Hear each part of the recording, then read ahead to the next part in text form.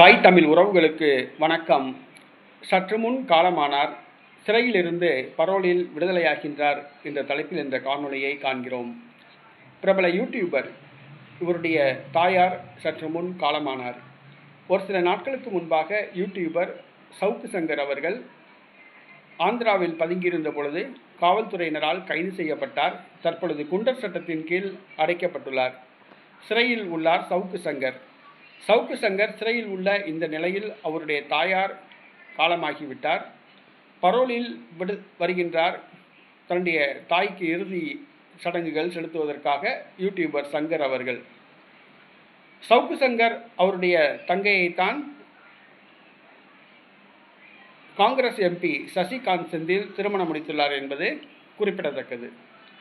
பிரபல யூடியூபர் சவுக்கு சங்கர் முன்பு திமுகவுக்கு முட்டு கொடுத்தவர்.